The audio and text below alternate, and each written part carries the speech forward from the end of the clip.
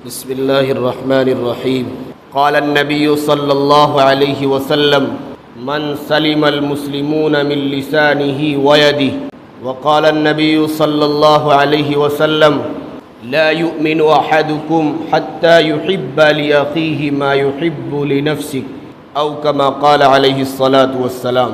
محترم سامعین، اللہ رب العزت والجلال نے اتنی واضح ہمیں شریعت عطا فرمائی ہے، ایسا مکمل اور کامل دین عطا فرمایا ہے جس میں اس دنیا میں رہنے والے ہر شخص اور ہر چیز کے حقوق مسلمانوں کو دیے گئے. جہاں اپنے سگے رشتہ داروں کے حقوق بتلائے ہیں، وہیں ایک عام انسانوں کے ساتھ کس طریقے سے زندگی گزارنی ہے اس کے بھی حقوق بتلائے گئے.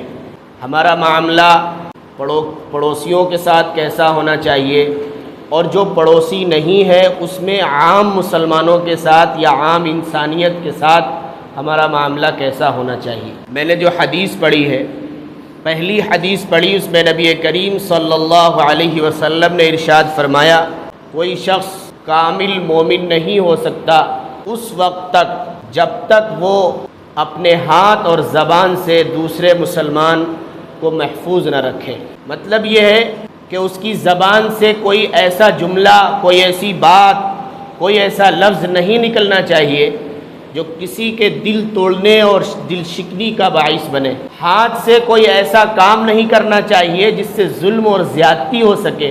ایک سوال پیدا ہوتا ہے کہ صرف ہاتھ ہی کا تذکرہ کیوں کیا؟ تو کیا لات مار سکتے ہیں؟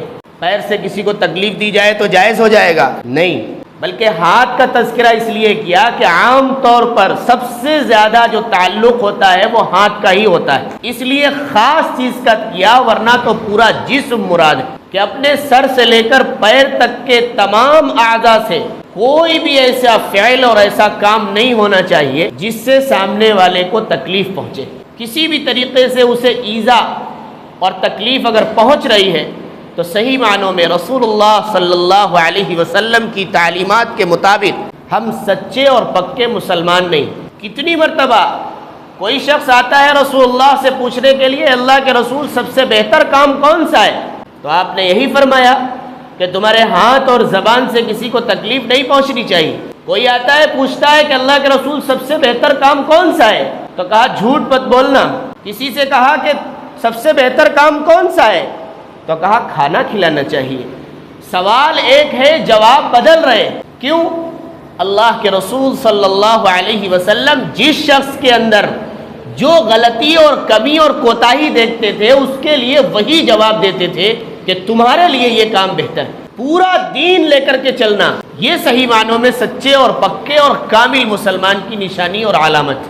آج ہوتا یہ ہے کہ ہم اپنی زبان سے نہ جانے کتنے ایسے الفاظ صبح سے شام تک نکالتے ہیں جس ایک لفظ کی بنیاد پر رشتے ٹوٹ جاتے ہیں، ایک لفظ کی بنیاد پر باپ ناراض ہو جاتا ہے، ایک لفظ کی بنیاد پر ہمارے پڑوسی ناراض ہو جاتے ہیں، اور اسی ایک لفظ کی بنیاد پر عام انسانیت کو وہ تکلیف پہنچتی ہے کہ زندگی بھر کوئی سامنا کرنے کے لیے تیار نہیں ہوتا. اس لیے ہمیں کوشش کرنی ہے کہ عام مسلمانوں میں سب سے پہلا حق یہ ہے کہ ہم کسی کو اپنے زبان سے یا پورے جسم کے کسی بھی حصے سے تکلیف نہ پہنچائیں.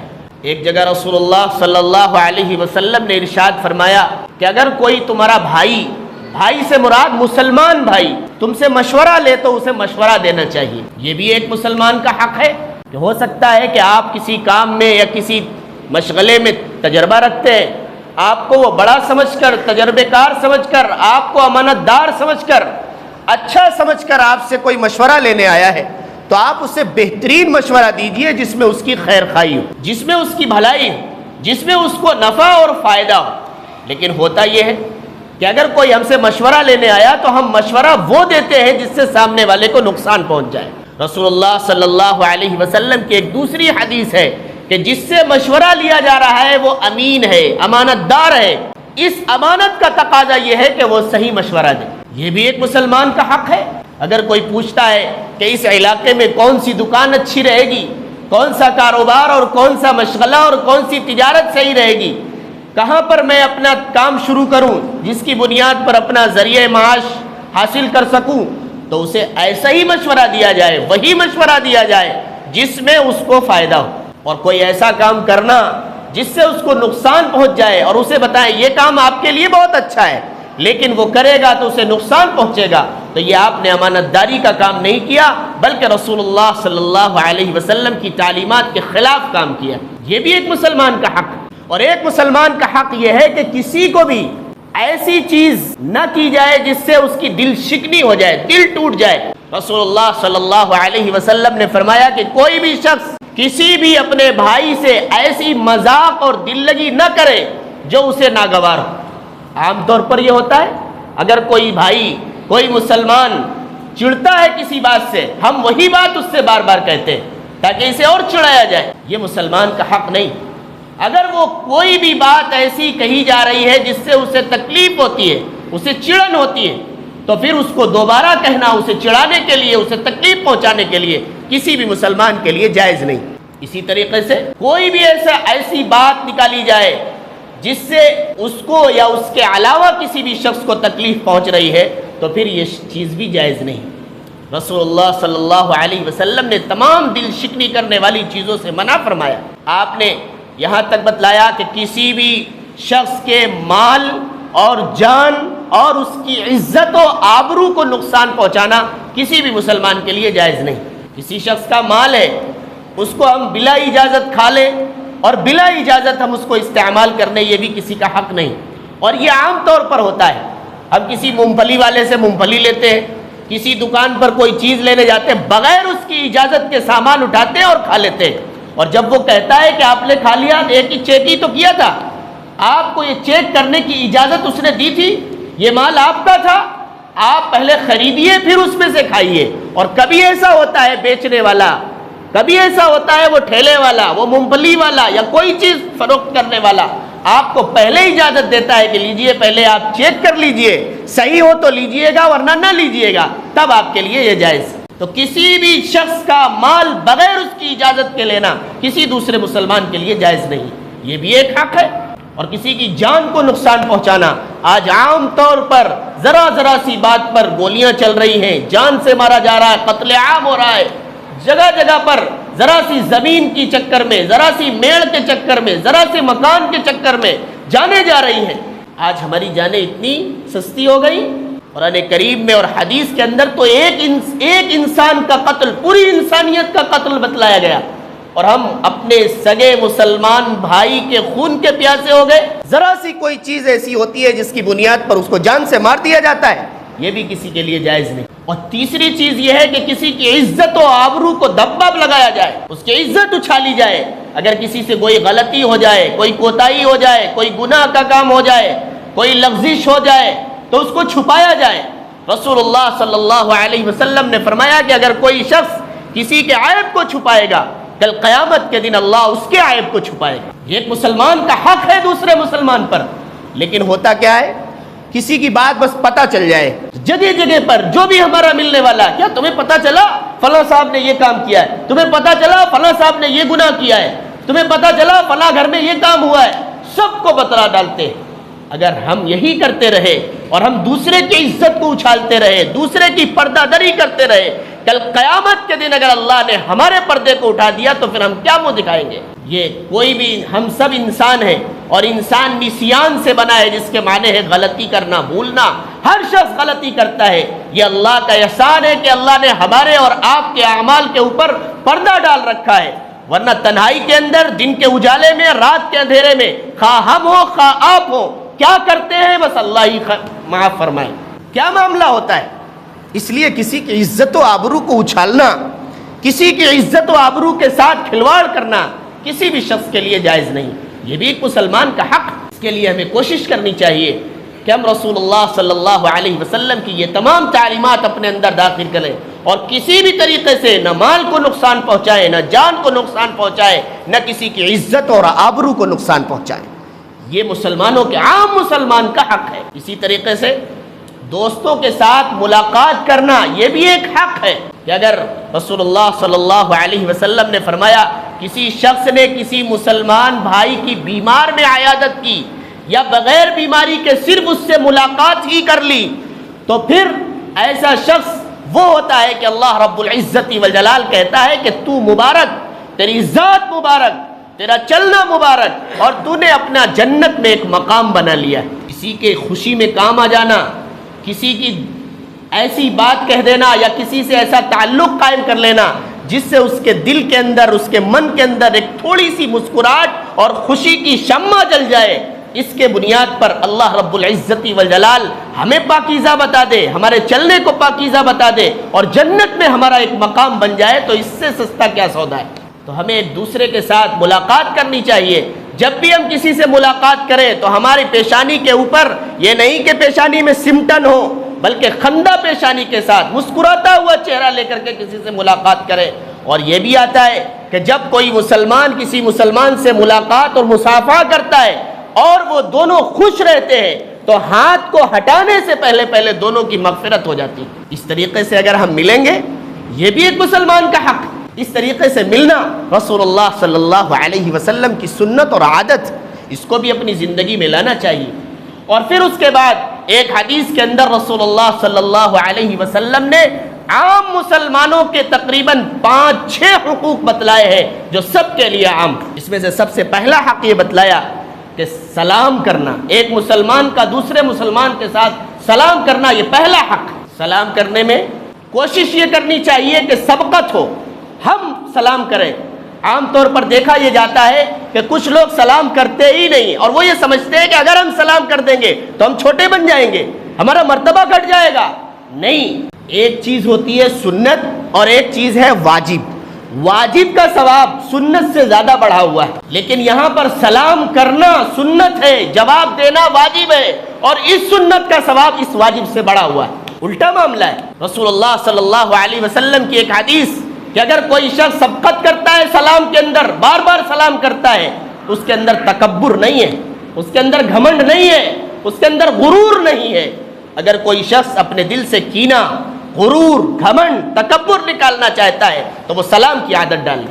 اور سلام کے اندر بھی عام طور پر آداب سکھائے گئے ہیں، چھوٹا بڑوں کو سلام کرے، آنے والا جو پہلے سے موجود ہے انہیں سلام کرے، کھڑا ہونے والا بیٹھنے والے کو سلام کرے، پیدل چلنے والا سواری والے کو سلام کرے، یہ ایک ادب ہے۔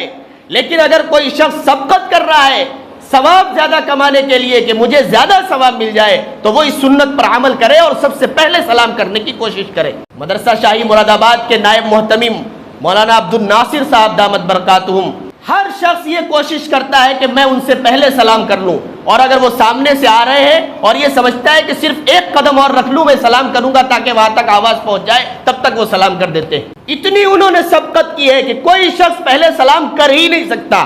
یہ عادت انہوں نے اپنی بنا رکھی ہے کہ سب سے پہلے مجھے سلام کرنا ہے اور مجھے ثواب زیادہ کمانا ہے۔ ہر شخص ایسی عادت بنا لے تو ایک ماحول بن جائے گا سلام کرنے کا۔ آپ کو جواب ملے یا نہ ملے، آپ جائیں اور جاتے ہوئے کوئی بھی ملے آپ کہیے السلام علیکم اور کہہ کر کے چلے جائیے۔ جواب دینا اس کے اوپر وہ ذمہ داری ہے، واجب ہے، نہیں دے گا تو وہ واجب چھوڑنے کا گنہگار ہوگا۔ لیکن آپ اگر سلام کر لیں گے تو پھر آپ کو اس واجب سے زیادہ ثواب ملے گا۔ اسی طریقے سے دو مسلمانوں کے اندر صلح کرانا، یہ بھی ایک رسول اللہ صلی اللہ علیہ وسلم کی سنت ہے۔ دو لوگ آپس میں کوئی بات ہو گئی جس کی بنیاد پر انہوں نے بات چیت بند کر دی، دونوں الگ الگ ہو گئے، تو صرف 3 دن تک جائز ہے کہ وہ ایک دوسرے سے نہ بولے۔ 3 دن کے بعد نہ بولنا کبیرہ گناہ ہے، بڑا گناہ ہے۔ اس لیے ہر شخص کو چاہیے کہ کوئی بات ہو جائے، 1 دن ناراض ہو جائے، 2 دن ناراض ہو جائے، اور تیسرا دن جیسا ہی آئے اس کے سامنے سے گزرے السلام علیکم کہہ کر کے چلا جائے، تو یہ شخص بری ہو جائے گا کہ اس نے اپنی ذمہ داری پوری کر دی۔ اب وہ شخص جواب دیتا ہے تو وہ بھی اس کو ثواب کا مستحق ہوگا، اور جواب نہیں دیتا ہے تو گنہگار کا مستحق ہوگا۔ یہ چیزیں ہمارے اندر آنی چاہیے۔ دوسری بات یہ ہے کہ اگر ہم سلام کرتے ہیں تو سلام میں حضرت مولانا ابراء الحق صاحب نور اللہ مرقدہ فرمایا کرتے تھے 3 چیزیں ہونی چاہیے۔ ایک تو سبقت، ہر شخص یہ پہلے کوشش کرے کہ میں سلام کروں گا۔ دوسری چیز یہ ہے کثرت، زیادہ سے زیادہ سلام کیا جائے، صرف یہ نہیں پہلے میں نے کر لیا اور دوبارہ آپ پورے دن میں کریں گے ہی نہیں، یہ نہیں، جب زیادہ سے زیادہ جو بھی ملے پتہ چلے کہ یہ مسلمان شخص ہے تو اسے سلام کیجئے اور اسے سلامتی کی دعا دیجئے، کثرت کے ساتھ سلام کیا جائے۔ اور تیسری چیز یہ ہے کہ صحت کے ساتھ سلام کیا جائے۔ عام طور پر سلام کرنے میں نہ جانے کتنے الفاظ، کوئی السلام علیکم کہہ دیتا ہے، کوئی السلام علیکم کہہ دیتا ہے، کوئی نہ جانے کیا کیا الفاظ کہتے ہیں، انہوں نے کہا کہ سب سے بہتر طریقہ یہ ہے شروع میں حمزہ اور میم کے اوپر پیش کو ظاہر کر دے السلام علیکم. اگر اس طریقے سے کہیں گے تو یہ عربی اعتبار سے بالکل صحیح لفظ ہے السلام علیکم. اس طریقے سے اگر ہم یہ کہیں گے تو یہ صحیح لفظ ہے. اس کے علاوہ جو لفظ ہیں وہ تمام کے تمام غلط ہیں. السلام علیکم کا ترجمہ ہے تمہارے اوپر موت آ جائے. ہم سلامتی کی دعا دے رہے ہیں یا اسے مرنے کی دعا دے رہے ہیں؟ یہ بھی ہمیں توجہ دینے کی ضرورت ہے کہ صحیح لفظ عربی کا تلفظ صحیح ہونا چاہیے کہ ہم اسے سلامتی کی دعا دیں. دنیا کے تمام مذاہب میں ایک سلام کی عادت ہے. سب لوگ اپنے اپنے مذاہب میں الگ الگ اعتبار سے سلام کرتے، لیکن جو سلام کے معنویت اور فوائد ہیں ہمارے اسلام کے سلام میں وہ کسی کے اندر نہیں. آپ دیکھ لیجئے، کوئی کہتا ہے صبح اچھے رہنا شام کو ختم ہو جانا. دوپہر میں ملے اچھا ابھی آپ زندہ ہیں، دوبارہ پھر سلام کر دیا. شام کو ملے پھر سلام کر دیا. لیکن ایک اسلام کا ایک ایسا سلام ہے کہ السلام علیکم تمہارے اوپر چاہے صبح ہو چاہے شام ہو چاہے دوپہر ہو، ہر وقت اللہ کی تمہارے اوپر سلامتی ہو. اس سلام کے ساتھ اگر ہم یہ دعا کریں گے تو یقیناً ایک دوسرے کے ساتھ خوشیاں بانٹنے والے ہوں گے اور ایک دوسرے کے ساتھ دعا کرنے والے ہوں گے. دوسرا حق کیا ہے؟ جب وہ بیمار ہو جائے تو اس کی عیادت کی جائے. عیادت کرنے کے لیے ہمیں یہ کوشش کرنی چاہیے کہ ہم جس کے پاس جا رہے ہیں اس کو کسی بھی طریقے سے تکلیف نہ پہنچے. وہ اگر آرام کر رہا ہے تو اس کے آرام کا خیال رہے. وہ بیماری میں ہے، ہم وہاں جاتے ہیں، چاروں طرف سے اس مریض کو گھیر رکھا ہے اور اپنی باتیں شروع کر دیتے ہیں. کبھی ایسا ہوتا ہے اس بیمار کو تکلیف پہنچتی ہے، اور کبھی ایسا ہوتا ہے کہ اگر وہ کچھ کہنا بھی چاہ رہا ہوتا ہے تو کہہ نہیں سکتا. اس میں ہم گئے تھے اچھا کام کرنے کے لیے اور وہاں سے لوٹ رہے ہیں گناہ کما کر کے. اسی طریقے سے حدیث کے اندر آیا ہے کہ اگر کسی شخص کی عیادت کرنے جائے تو ایک دعا ہے اسأل اللہ العظیم رب العرش العظیم ان یشفیک. 7 مرتبہ پڑھ کر پانی پر پھونک کر اس مریض کو پلایا جائے، یا کم سے کم وہاں زور سے پڑھ دیا جائے، باقی لوگ آمین کہہ دیں، تو اللہ رب العزت والجلال نے اگر اس کے اندر شفا رکھی ہوگی تو ضرور شفا ملے گی. یہ سنت طریقہ ہے اور اس کو ہم عمل کر کے آئیں گے تو یقیناً ہم رسول اللہ صلی اللہ علیہ وسلم کی تعلیمات کے مطابق ان حقوق پر عمل کرنے والے کہلائیں گے. اس طریقے سے ایک مسلمان کا حق یہ بھی ہے کہ جو چیز ہم اپنے لیے پسند کرتے ہیں وہی دوسرے کے لیے پسند کریں. ہم اپنے لیے اچھائی پسند کرتے ہیں، برائی کو پسند نہیں کرتے، تو ہم اس کے لیے بھی اچھائی کو پسند کریں، برائی کو پسند نہ کریں. اسی طریقے سے امر بالمعروف اور نہی عن المنکر، اچھائی کا حکم کرنا اور برائی سے روکنا، یہ بھی ایک مسلمان کا حق ہے. عام طور پر یہ دونوں چیزیں مفقود ہوتی جا رہی ہیں. اگر کوئی اچھا کام کر رہا ہے، آپ راستے میں نماز پڑھنے کے لیے آ رہے ہیں تو آپ اس سے کہیے آئیے ہم بھی نماز پڑھنے چلتے ہیں اور آپ بھی نماز پڑھنے چلیے. آپ بھی یہ کام اچھا ہے اس کو آپ کر لیجئے. بھلائی کا حکم کرنا یہ بھی ایک مسلمان کا حق ہے. اور وہیں دوسری طرف برائی سے روکنا بھی مسلمان کا ایک حق ہے. کون شخص چاہتا ہے کہ ہم جنت میں چلے جائیں اور ہمارا بھائی جہنم میں چلا جائے؟ نہیں، بلکہ اس کو اس کی برائی سے روک دینا یہ بھی ایک مسلمان کا حق ہے. ہمیں کوشش کرنی چاہیے کہ ہم جہاں تک ہو سکے، اگر ہمارے ہاتھ میں طاقت ہے، ہماری زبان میں طاقت ہے، تو ہم اس کو زبان سے تو کہہ ہی سکتے ہیں کہ یہ کام غلط ہے. جھوٹ نہ بولا جائے، جوا نہ کھیلا جائے، زناگاری کی طرف نہ جایا جائے، غلط چیزوں کی طرف نہ جایا جائے. دکان کے اوپر اگر ہم کوئی چیز تول رہے ہیں تو کم نہ تولا جائے، کوئی چیز میٹر سے ناپ رہے ہیں تو کم نہ ناپا جائے. یہ تمام چیزیں غلط چیزیں ہیں، ان سے بچنا چاہیے. یہ امر بالمعروف، بھلائیوں کا حکم کرنا اور برائیوں سے روکنا، یہ دونوں حقوق ہیں. اس کے علاوہ بھی بہت سارے حقوق ہیں جو عام مسلمانوں کے لیے ہے. اللہ رب العزت والجلال سے دعا ہے کہ رب کریم عام مسلمانوں کے ساتھ ہر طرح سے بھلائی اور خیر کا معاملہ کرنے کی توفیق مرحمت فرمائے. وآخر دعوانا الحمدللہ.